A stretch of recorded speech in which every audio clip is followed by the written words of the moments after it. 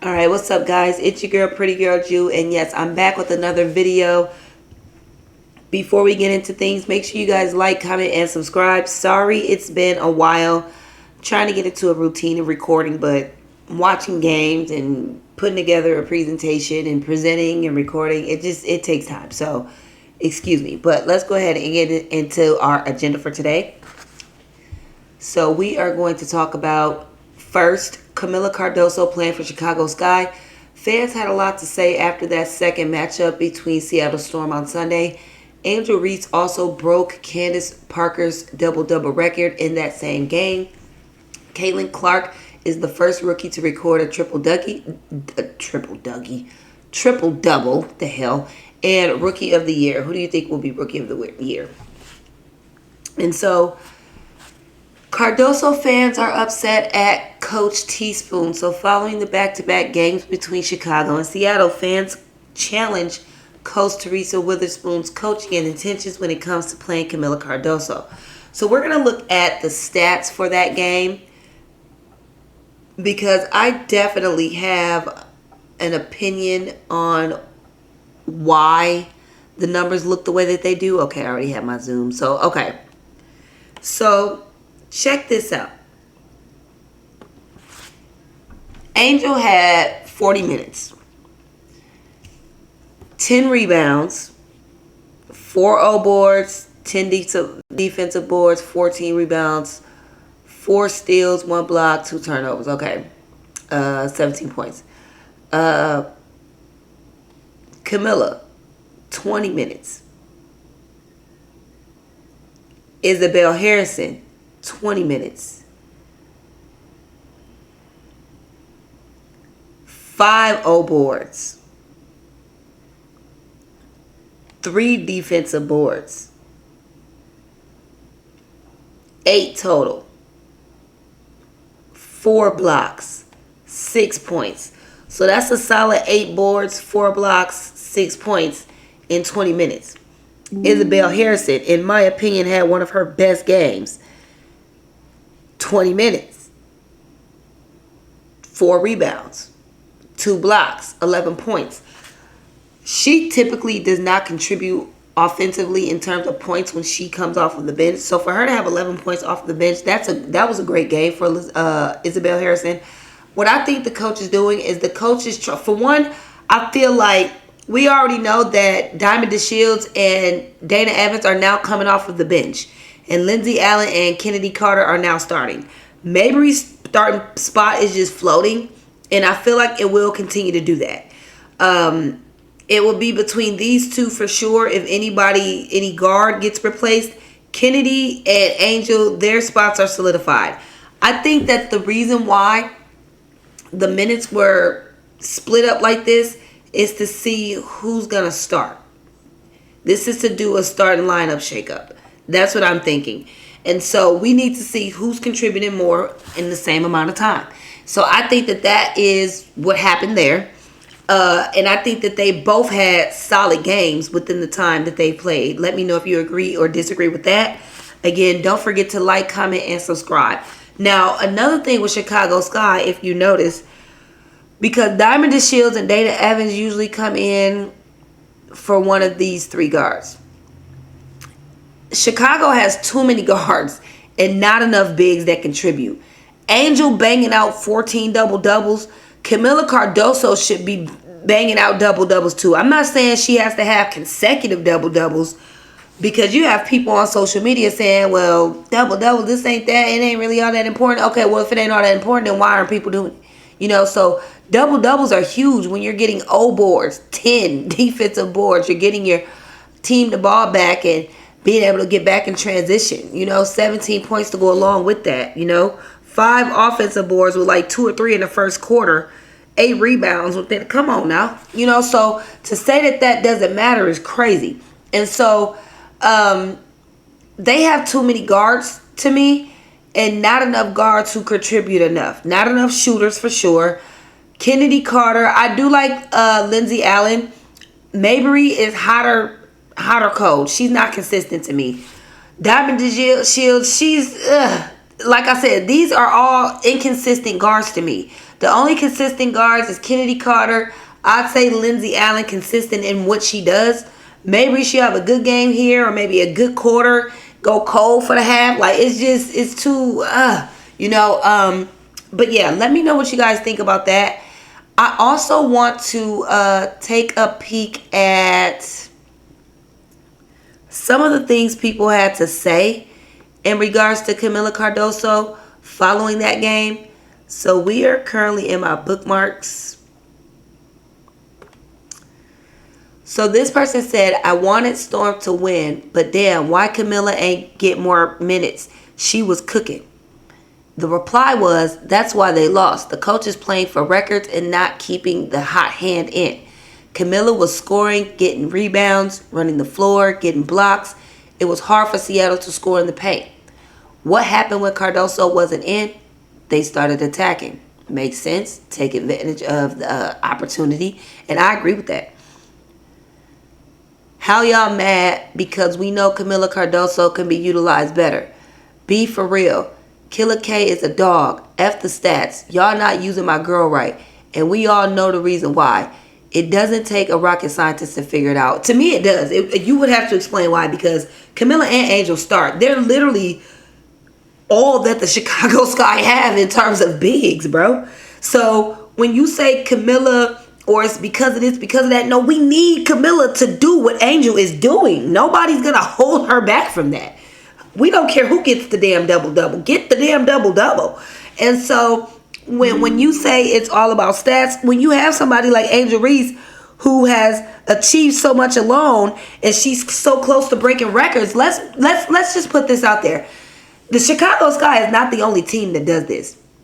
Teams across the globe, the world, and any and every sport do this. So don't make it seem like, and I've seen a lot of tweets today about stat padding.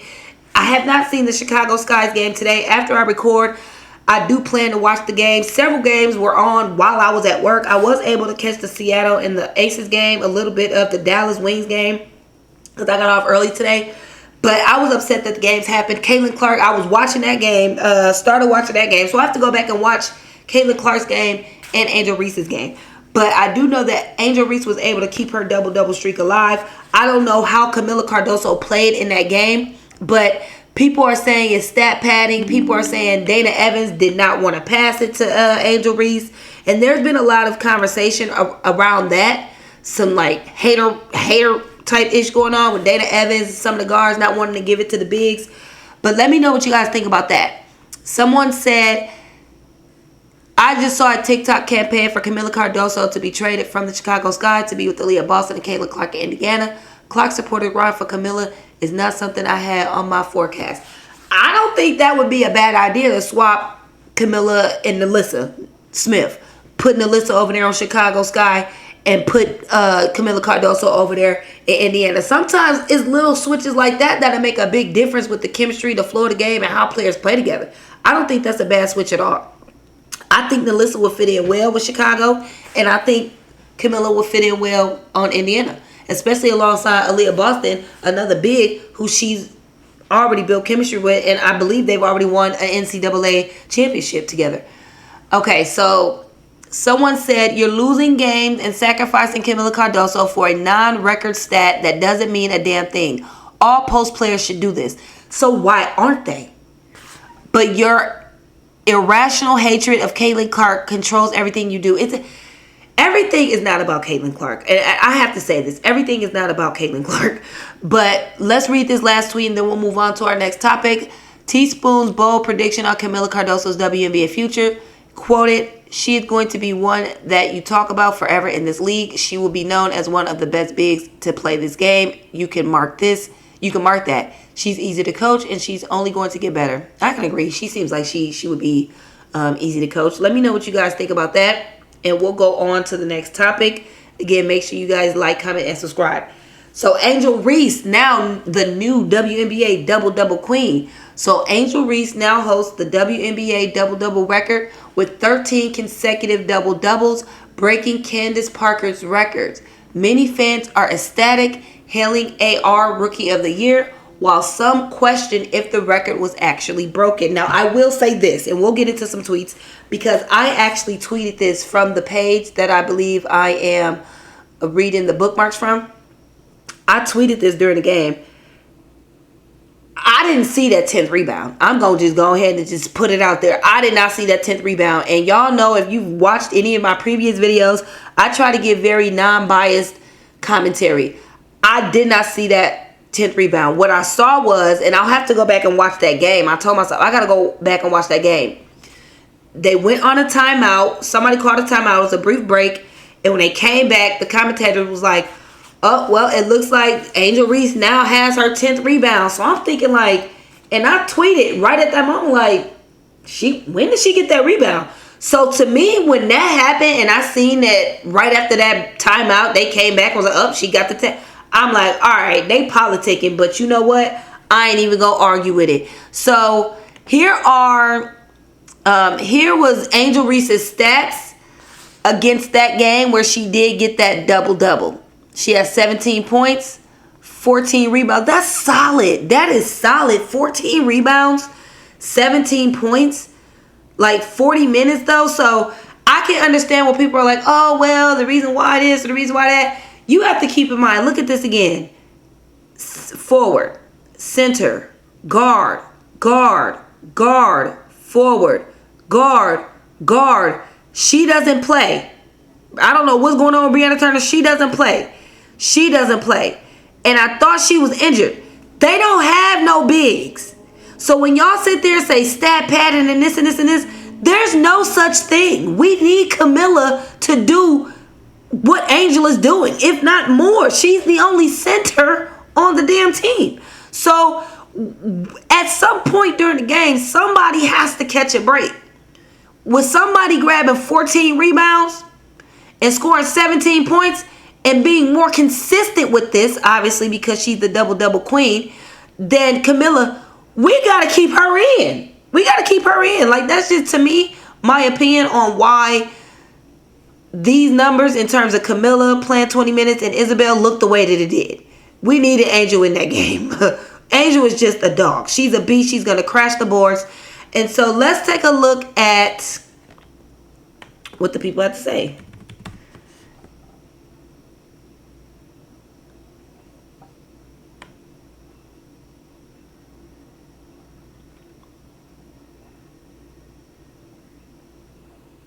Okay, hold on.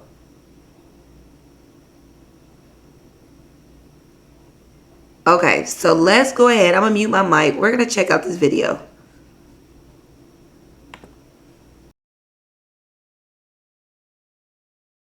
A big question. If you had to log your vote today, who would your rookie of the year be in the WNBA? I mean, it is a thin, thin line. It's really tight. But when you look at where the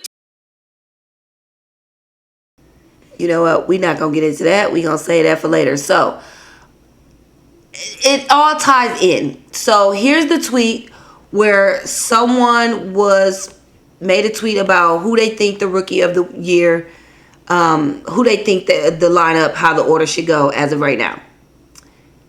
And then there's a tweet here that said,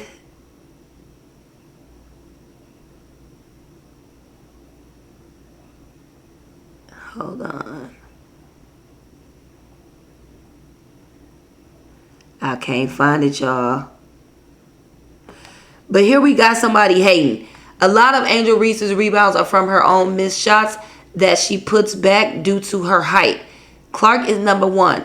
I went through this when the league tried to downplay LaMelo Ball, who I supported from high school when it came to the number one pick, and he still became rookie of the year. To say that, oh, she gets rebounds off of her own misses. If you missing the ball down there, the least you can do is get the damn ball again and try. So if you, because I agree that, and if y'all go back to other videos that I've made, I've said this many of times. Angel is not as efficient as I would like her to be. Has she become more efficient? Absolutely, she has. I can say from the beginning of the season to now, her efficiency has improved by at least 5 to 7%. So you can tell. Where is that tweet? Okay, I can't find it on this page. It might be on my other page. Angel Reese is the first rookie this WBC to take home Player of the Week honors. While on her way to making history for the most consecutive double-doubles in a single season, she averages 16.8 points, 14 rebounds, 1 assist per game. So she's the first rookie this year to get Player of the Week, which goes into our final topic of Rookie of the Year. Okay, let me flip to my other page real quick, because I think that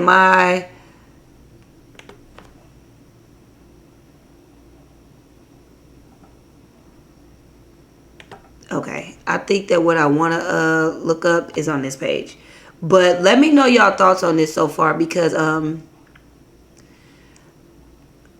before even getting into the Rookie of the Year, and this is another video I want to watch. I hate that I favorite these on. If I had to pick somebody right now. Let me stop that. I hate that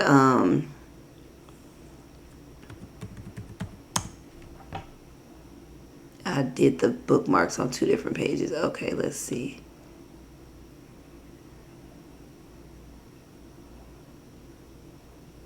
I can't find the tweet, man, but somebody else, man. I'm going to keep going because I don't want to take too much time looking it up, because I thought it was in one of these threads, but myself and somebody else was like, where did that 10th rebound come in at? You know, so I'll be honest and say I didn't see it, but let me know if y'all saw it. And I saw even a tweet say that somebody was like, hey, it looked like Camilla kind of like got it attempted to her. Like she didn't mean to get it, but she got it. And I just feel like, you know, I don't agree with things like that hindering the game, because if I'm right there to get a rebound, I know the game might be close to the end. You may be on the brink of getting that rebound, but why risk giving the ball or a turnover when I'm right there and I can get the ball? I think everybody should play hard. However the game turned out, the game turned out. But if somebody is close, you got a good lead or a solid lead, and you can afford to, you know, feed somebody the ball. Maybe they got a hot hand or they've been reliable in some aspect. Cool, feed it to them. Let them, you know, celebrate your team members. Push them. You know, that's part of the game too. Helping your teammates breaking records as a team. So let me know what you guys think about that. Let's go ahead and get into the next topic. Caitlin Clark is the first rookie to record a triple-double. So Caitlin Clark is the first rookie in WNBA history to record a triple-double. She is also the first rookie from the Indiana Fever to record a triple-double. So let's look at her stats from that game, because, baby, these are some solid numbers, okay? Solid triple-double numbers, okay? 38 minutes. 12 defensive rebounds, which is cool. I don't expect her to get them. The ball, like I told y'all, the ball just seems to find Caitlin Clark. I was looking at the game between Indiana and Washington today, and it's like when Washington would shoot the ball, everybody would just go back, and Caitlin would just be the only one by the rim. Literally, the only one by the rim. If you pay attention to a lot of her rebounds, that's how they are. They're like directly in her hand, but we'll take them. 12 rebounds, cool. 13 assists, 2 steals, 4 turnovers. That's not too bad, honestly. That's not too bad. I would like her 3 or less, but 4, I'll take 4. 19 points. Like, what? Are you crazy? What? 19 points, 13 assists, 12 rebounds. That's a solid triple-double stat line, you know? And so we have a lot of people ultimately just rating her Rookie of the Year. And that just leads us into our next conversation, because I really don't think there's too much more to get into. So let's start here and see who Skip thinks should be or would be Rookie of the Year if Rookie was chosen today.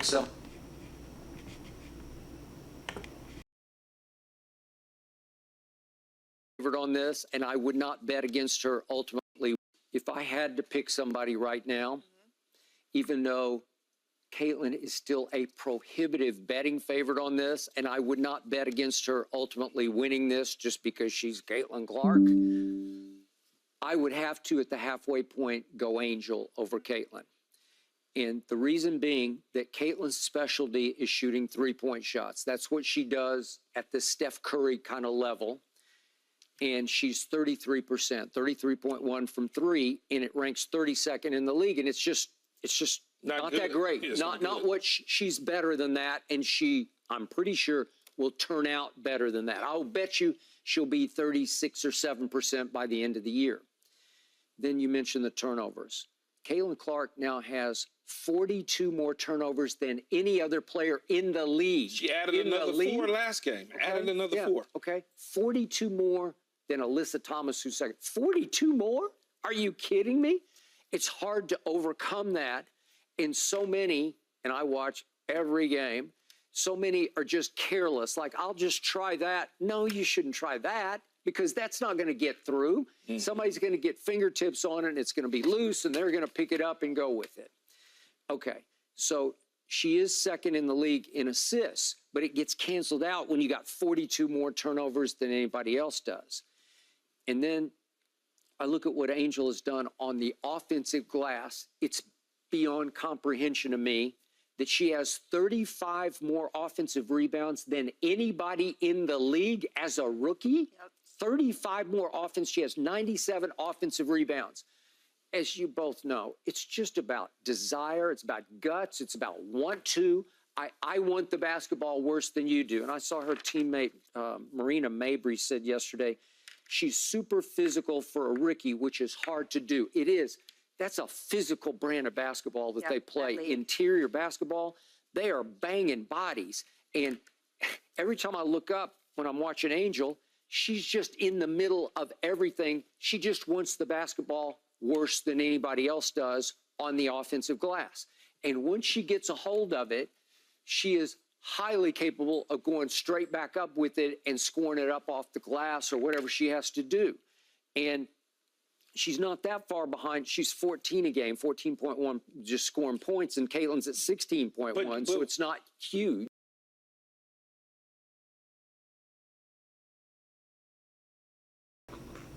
So what do y'all think about that? Because I watched the full video. She actually gave a perspective, and he did as well.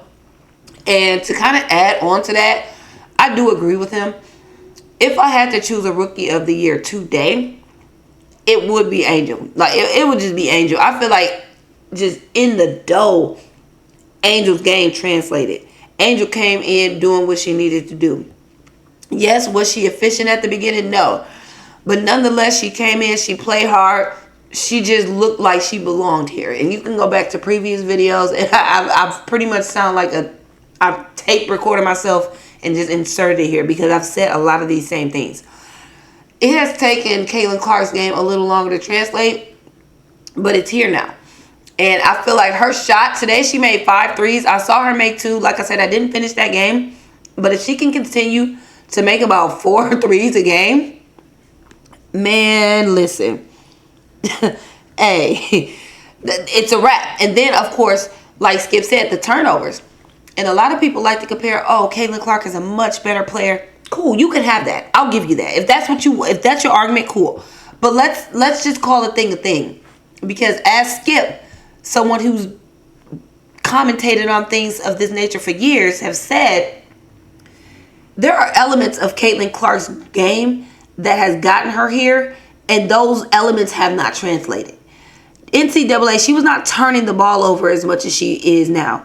NCAA, she was making far more threes than she is now. And so now her game is starting to translate. So we'll have to see if it can remain consistent throughout the remainder of the season. But if we had to choose a rookie of the year today, it's only fair to say Angel Reese. And to be mad that it's Angel Reese is crazy. People are saying, oh, double-doubles don't matter, so triple-doubles do? Like, I guess I just don't understand. Like, you know what I'm saying? So if double-doubles don't matter or they're not all that important or, oh, it's just a double-double, why isn't Camila Cardoso getting a double-double? She's like 6'7". Why isn't Brittany Griner getting double-doubles? She's like 7'1". She's like huge. Like, what are we talking about? You know what I mean? Like, come on, man.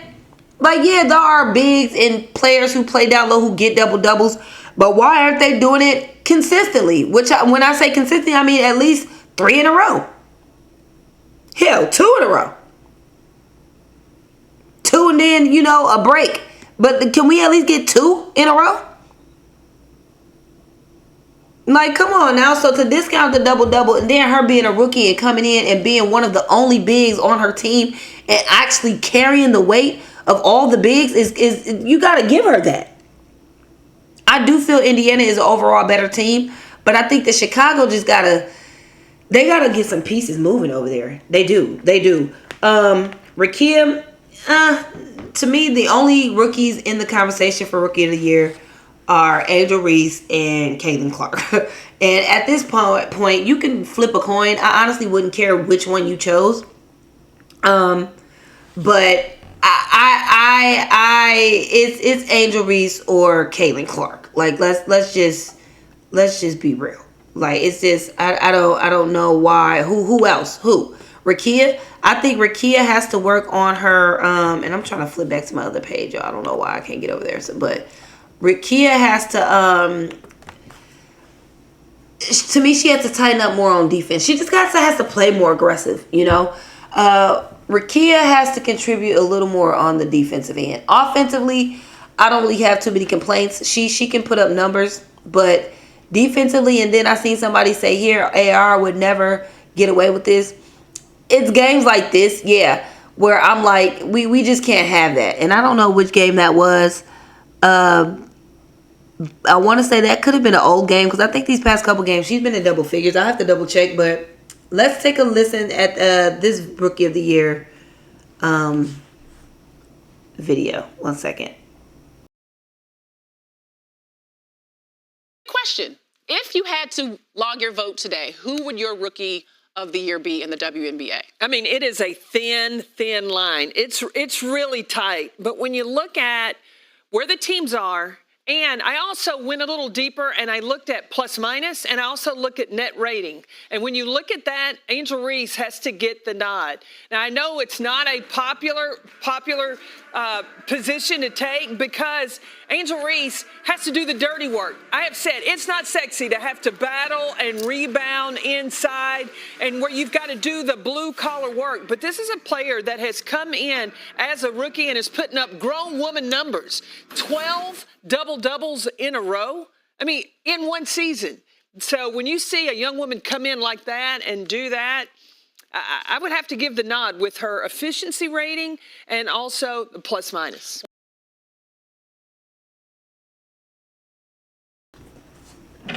All right, so that's the second video we've seen of people, and these are from ESPN, Undisputed. So these are not just fan pages or anything. So what are you guys' thoughts? I mean, and why?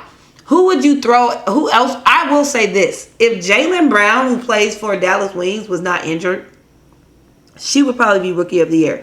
Jaylen Brown came in during the, the preseason. I think she was injured around that time. She played a couple games. So when I tell you she came out hot, I'm like, who? This a rookie? Oh, she got that in a bag. Jaylen Brown would be in the conversation. And who knows? Cameron Brink might even would be in a conversation has she not been injured herself. It's a lot of injuries in the WNBA. A lot of hardship contracts being passed out. I think there will be some cuts being made. I don't know what's going to happen with Chicago. But there are some people even complaining about why Alyssa Smith didn't start. And I understand that sometimes you do have to move certain pieces around to see who would make the best lineup, who has the best chemistry together. So sometimes